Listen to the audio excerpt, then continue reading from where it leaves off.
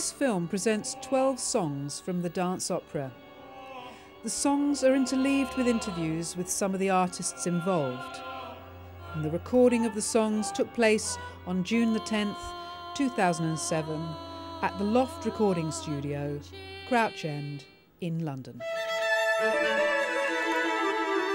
The message of the piece, put simply, is that we can make choices. We do not need to condemn ourselves to always live in the netherworld, as did Ereshkigal.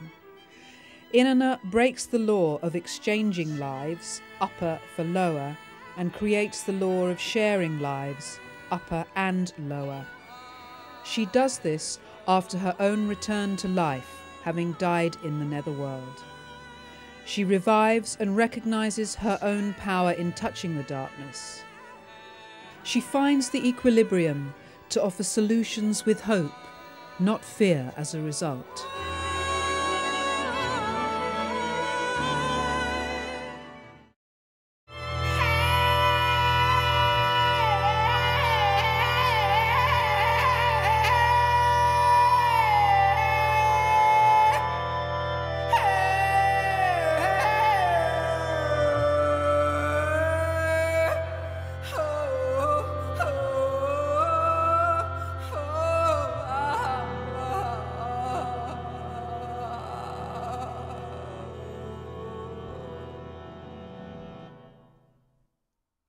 I'm Alex Ingram, and I've been involved in Inanna as the conductor.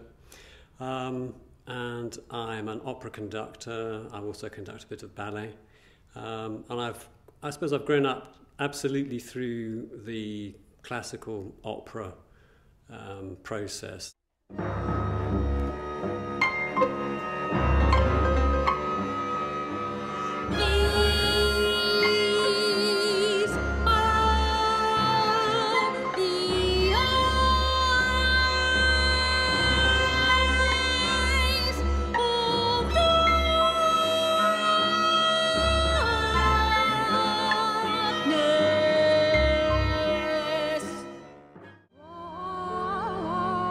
The demand made by Ereshkigal to send a replacement to the netherworld is met by Inanna with her demand that the sentence be shared between the brother and sister, Damuji and Gestinana, and thus no one is made to suffer alone forever.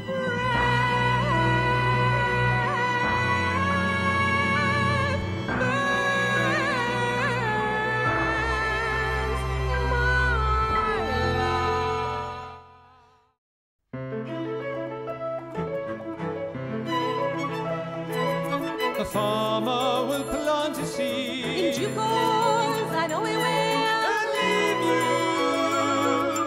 No, no, no. Returning at your ripening to plough and drill and harrow you. No, no, not so. The farmer will reap his crop. In due course, I think he will. And rob you. Turning at your harvesting to cut and bind and thrash you. No, no, not so. To bend you to his will. If you stumble, I will hold you. You would hold me. If you falter, you would guide me. if you hunger,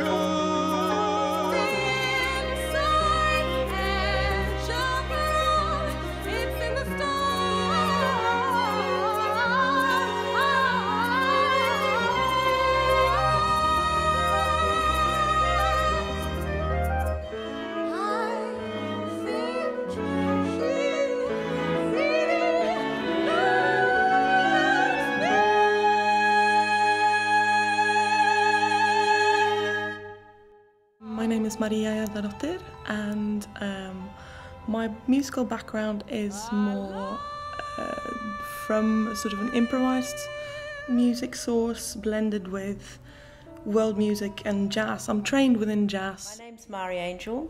I've been trained as an opera singer. I was part of a group called Opera Factory in the 80s. I've worked in several companies, Welsh National Opera, English National Opera, a lot, about 15 years with Inanna. We did quite a lot of experimental work, and I've had quite a few things written to me by different composers. The story was originally written on stone tablets that were discovered in the Iraqi desert in the 1920s, I think it was, taken back to a museum, I believe it was in America, translated by a scholar called Samuel Noah Kramer, and with the help of Diane Volkstein, who brought in a kind of imaginative narrative storytelling component. And this book became an absolute cult book for women and men interested in the journey of the woman into the unconscious, because Inanna goes down into the symbolic world of the unconscious in the netherworld. The judgment is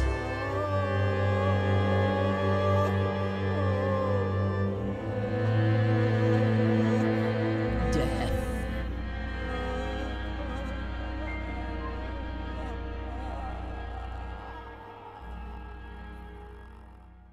It would be amazing to have it performed in Iraq, particularly because it's a story for women and women's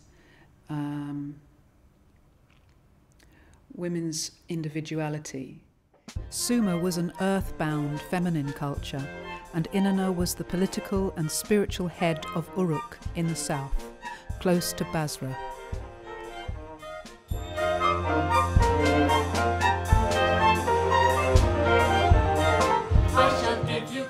The priceless treasures from the Sumerian period, preserved for millennia, are a testimony to the depth and sophistication of this ancient civilization. Looting of the treasures of the Baghdad Museum in 2003 and sale of the artefacts on the black market in recent years is a tragic indication of the current turmoil in Iraq.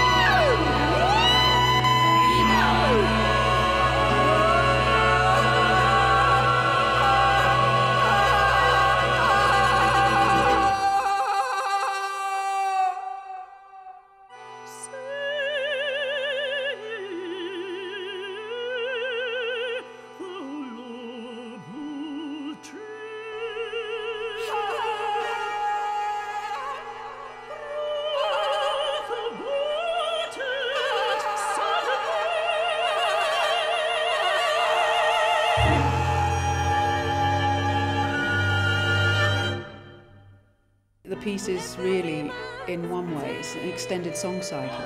But there was this other element which was more expanded structurally, harmonically, and vocal style-wise. There's quite a mix of styles in Jenny's piece,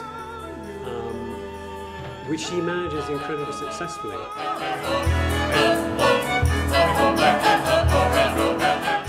Singers who have got a background in high operatic art, Approaching the world of John Adams and Steve Wright.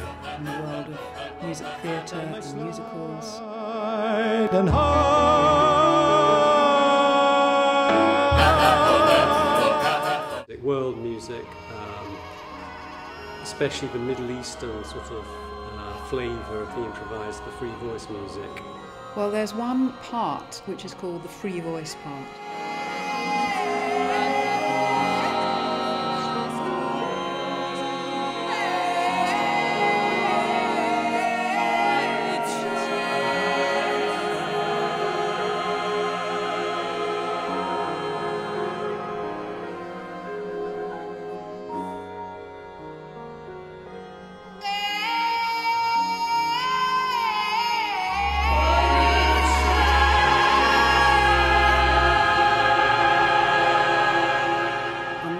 In the end, I sang it, although in fact I had booked someone else to sing it, but they pulled out at the last minute. That part, in certain sections, is just given space to reflect on the energy of the narrative. I'd categorise it more in that minimalist type music, because minimalist doesn't mean there's not a lot going on. It's not just a simple, naive sort of pop music feel, because she's actually also making bigger structures and using a sort of contemporary classical music technique to actually build bigger structures and sort of incorporate all those influences into a more sophisticated sort of structure. So you've got the various elements coming together in a very successful way. I'm singing the role of Inanna.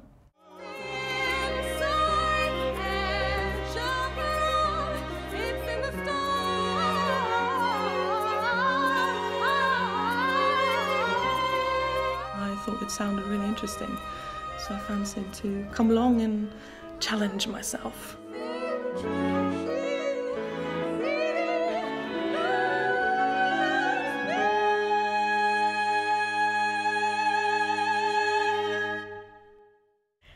I'm playing Inanna. When I came round and Jenny played it to me, I said, yep, I like this. This is where I think music's got to go now. And when she played me Inanna, she was actually very taken with it. I was very thrilled about the different styles of vocal expressions in the piece, and I found that to give the piece a very sort of varied and multi-layered depth.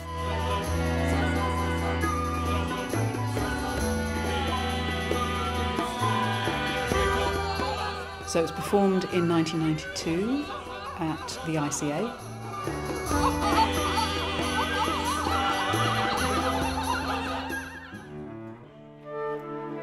Sister, Brother, I have brought you a present.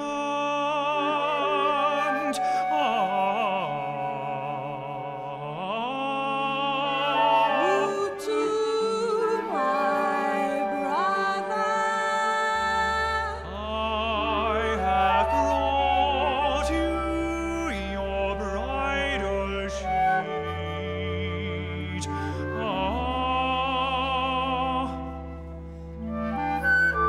With whom would you have me make this sheet blush? With the shepherd Dumuzi.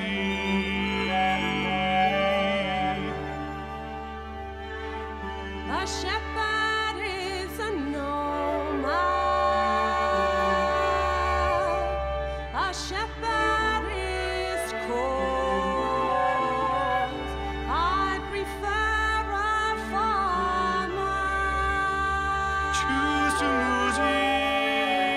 A shepherd is poor. I prefer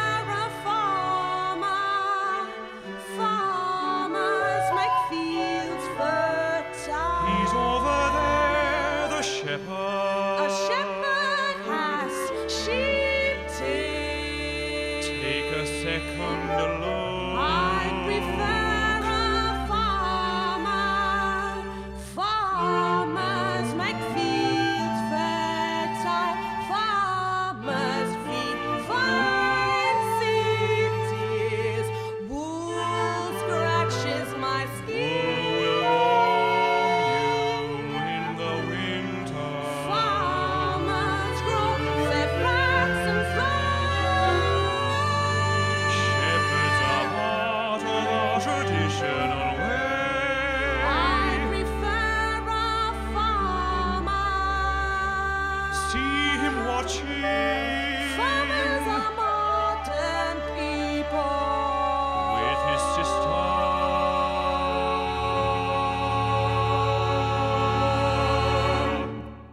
What appealed to me about Jenny's score and the style of the music that she's used in it is that it's tonal music. And for me, the most interesting element in music is harmony. And Jenny has used a whole vocabulary of harmonies, which I find very directly expressive. And even a connection back to Monteverdi, where the whole harmonic structure is more simple. There's a sort of driving, fun rhythmic element, and there's also those luscious and fun chords.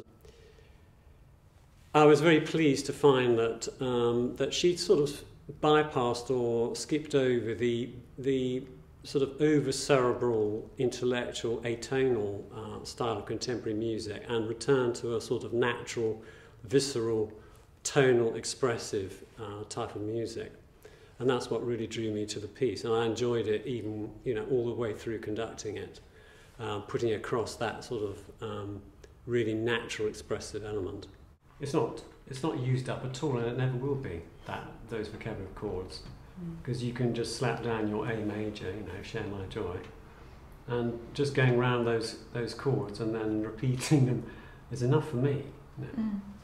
I want to hear it again and again and again, going round and round and round, because of it's part of the natural, it's part of nature. Isn't it? There's a great connection to our feelings and harmonies. Left, and I was just carrying this power of this beautiful singer, and out came this calling melody of Share My Joy, and I just sort of decorated it really, and because it was full already, there was nothing else needed really. I heard a version that she'd written first, which was just for string quartet and piano. We spent quite a lot of sessions, which were enormous fun, introducing some other instruments to the score. I was able to bring in my knowledge and experience as a conductor of orchestras to develop the instrumentation.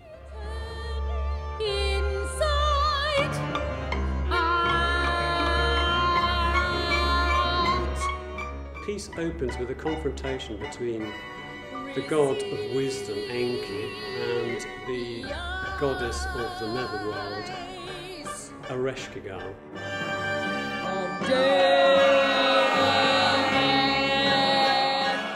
The dark night of the feminine soul.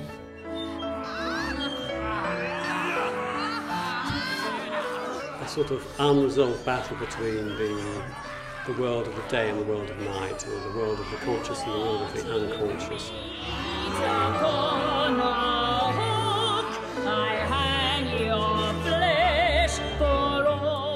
The tunes I got to sing, or the music I got to sing, had a very profoundly spiritual feel for me to sing. Inanna springs into that context, and she undergoes two journeys. One is to find a partner, and she ends up being wooed by and marrying and uniting with Dumuzi, who's a shepherd. And that's the first half of the piece. You would hold me If you falter, I will guide you. You would guide me. If you hunger, I will feed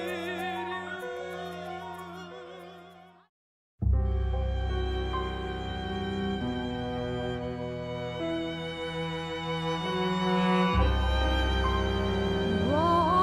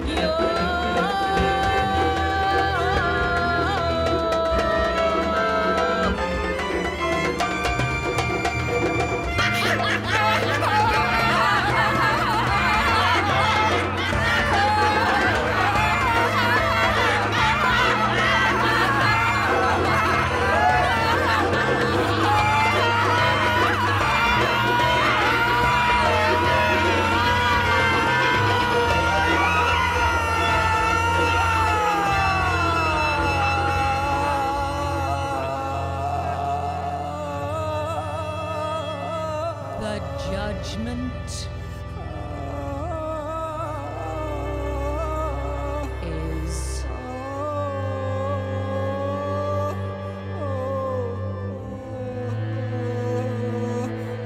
death.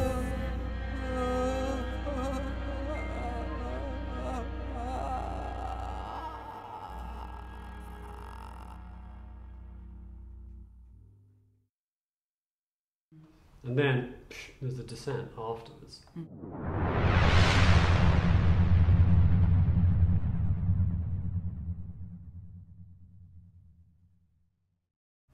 It's, your energy is very high energy actually and it happens instantly. And it's as if you're happy with that sort of level of energy. We were all just dancing around in this space, and it was so freeing. And I just noticed how my energy just went into, God, this is a very creative space. This is high. This is where I could start writing exciting music. But it took this kind of discipline, meditation, party, freedom, take the clothes off. Now we can create, you know. Your point about the body and feeling it in the body, and felt a tremendous lack of when I was being trained. It was at that time, wasn't it? Well, it was the early 80s. Yeah. And I was being introduced to composers like Elliott Carter, Lutoslavsky. What sort of procedures were those, Jenny? What sort of things were they teaching you? Well, it was kind of post-serialism, which was so one wasn't introduced necessarily to 12-note rows, Right. but 6-note rows were interesting. So cells of notes, and then again, but thinking in terms of the 12 semitones, Right. and very much in the sort of Schoenbergian way. It was like the intuitive and impulse and the heart side of creativity was almost taboo. The great thing about Stravinsky is he sort of knows what comes next. I mean, they're beautiful chords a lot of the time. I mean, I think that's where I found some of my excitement about some of the more unusual chords that I've used. But to me, if they were all as complex as the chords that were in my stockpile, I would lose my ground. I would lose my, well, actually, what's the through line? What is going on that makes me need to use these chords? My way of looking at music history in the 20th century, he is the live path and Schoenberg is the dead path of the chords. It doesn't grow organically out of what music does or out of how it affects you. It's a thought system, it's not a felt system. Nowadays, actually, one of the composers keeps me saying is John Adams. Really has gone beyond what any other composer's done in terms of depth of feeling. The second half, she enters on a descent into the netherworld through the 7 gates, as they're called, where she's gradually stripped of all the layers and her accoutrements are stripped away until she's completely naked and then dead.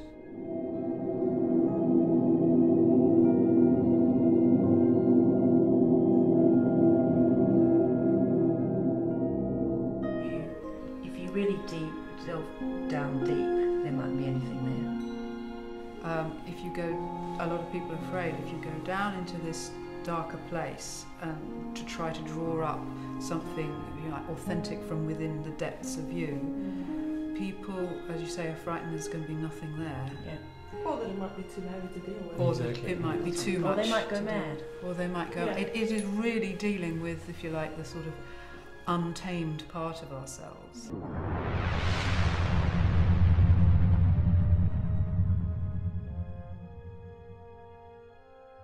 What you were saying about, I mean, the story of Inanna actually, in my man's thinking sort of organising type way, expresses, for me, it's about what we just discussed as the problem of now, because the over-cerebral element, that's the god of wisdom, and the undervalued nether region, like the inner, is what the whole story of it is about. Great feeling of the soul in the making of the music, in the writing of the music. A lot of classical musicians feel that the composer does it for them, and I think it's a mixture between the performer and the composer. Absolutely. And then she is like redeemed from the netherworld, by paying respect to the powers of darkness, to Ereshkigal, and she earns her return.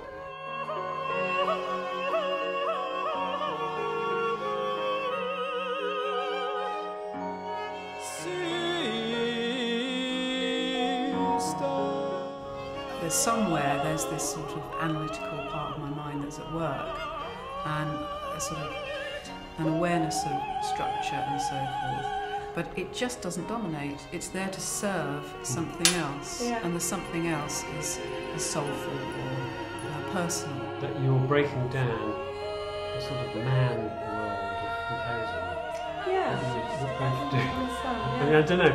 And maybe it's a silly thing to say, but all that music essentially has been man created, and to me the structures do have a sort of male type approach. She finds her husband's been having a wild time while she's away, and not really caring very much about the fact that she's away, and she's extremely angry, and Dumuzi is condemned to replace her in the netherworld, but Dumuzi's sister Inanna intervenes and offers to share the sentence of being sent to the netherworld for half of the year, and that's how the piece is resolved.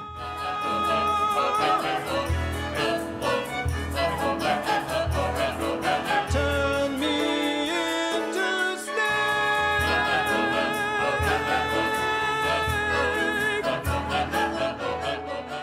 Do you think the music can be a sort of like spiritual path? Yeah. I was saying to my daughter the other day, I think the reason you listen to music is to go on a trip. Yeah. But I think there's too much of music making going on today that's become neurotic in a way, and it's almost where I suppose they think they're reflecting the world, but I think we need music now to not reflect the world, to heal the world. Absolutely.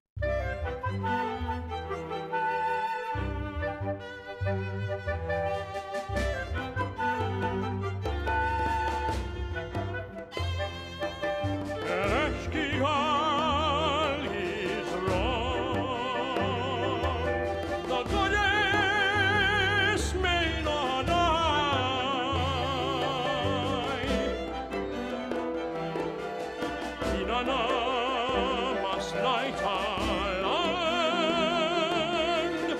You must bring her back. Go back to Ereshkigal, a woman giving birth to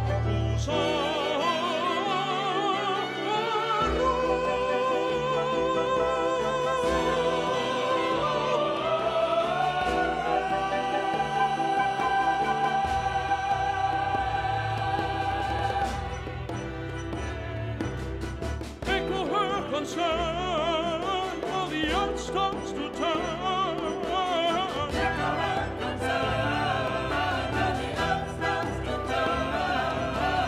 Oh, her insides. Oh, her outsides. Go back to the netherworld, a hateful house of pain and sorrow.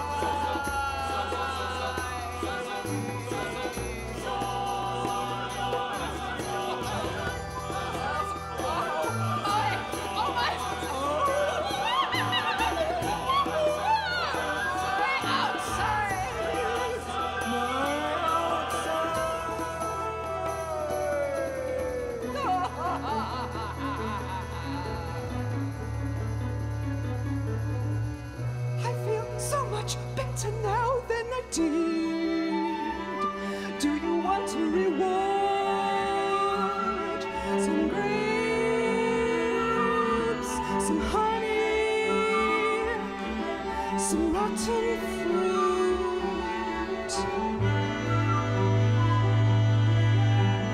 My sister's meat.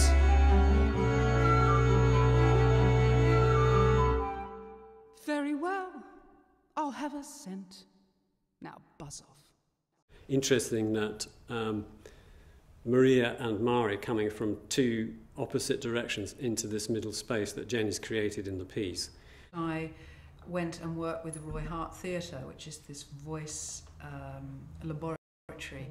I've taken more of an angle towards the Indian style of singing, which is a very effortless way of singing and coming from a very silent place. She was stretching my voice. It turned me inside out, and it turned my composing inside out.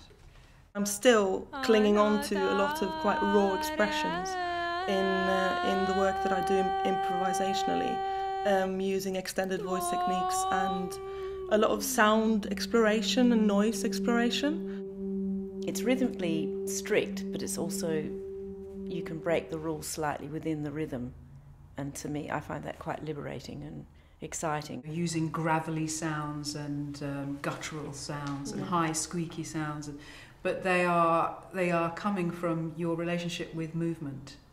And those, as I said, those Eastern singers, it's absolutely naturally body to expression, the whole thing. Put them in that register, or down the octave or up the octave, or transpose them or change the decoration. And I think that kind of collaboration between singer and composer is wonderful and exciting. When you're going into White Bull on that long-held F,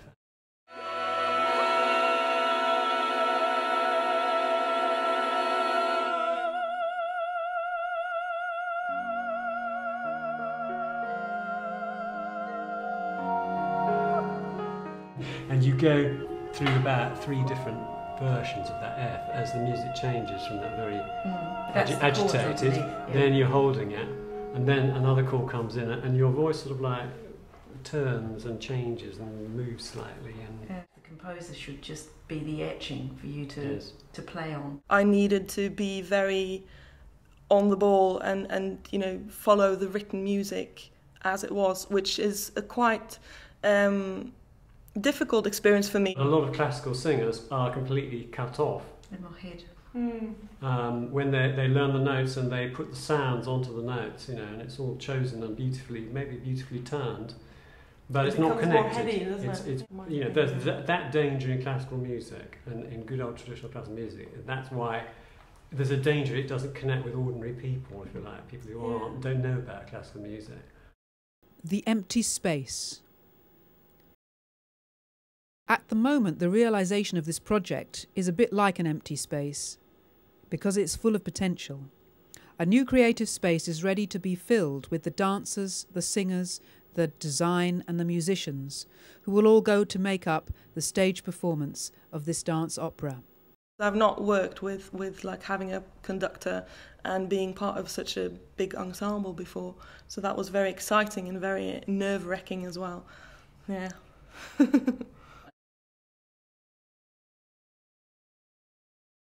We had an extraordinary collection of talent in the room.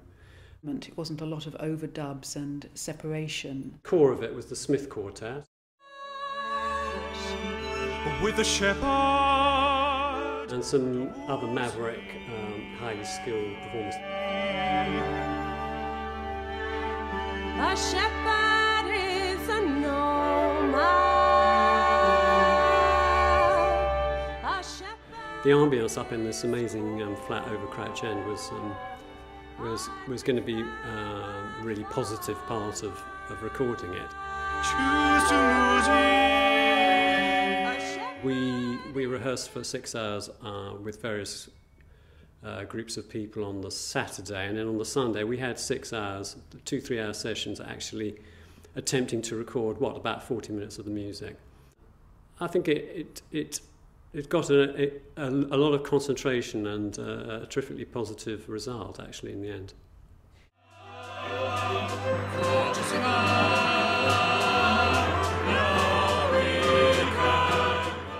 I mean, the screen, the computer screen. It's actually a surface, isn't it? Yeah. And the depth of knowledge you get from the internet actually is restricted, because it can only be what can come through that screen. It's actually the whole of society's knowledge system is very thin and on the surface, I think. And quite one-dimensional. yeah, and the music techniques that you're talking about, the composition techniques, reflect that. Because it's very easy, if you're just going to think about ideas rather than feel them, you can immediately start to construct and assemble and make bigger structures just out of having ideas, basically. I mean, in the sense of cerebral ideas, rather than feeling a need or an urge to go into somewhere next, which the great composers always feel. What's more exciting in music making is what's between the notes, and how you can make your interior world come out through the making of the music. And I think she's given a great platform for that kind of performance. Let the demons take you.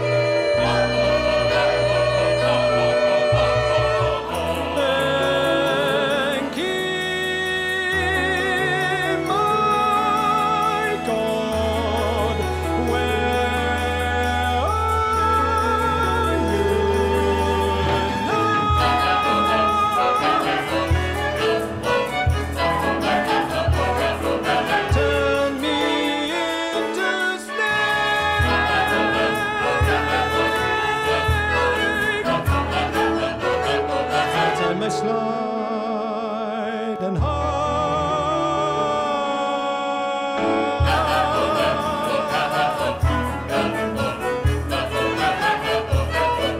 red in the desert, yellow on the beach, green in the jungle.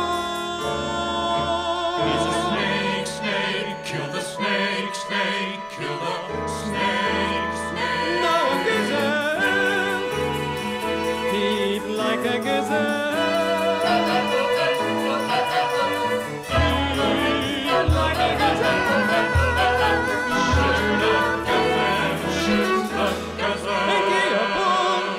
Make me a bull. Now Eyes in and sweetness in neck. I stand, but what to do? Who strums the strings of madness?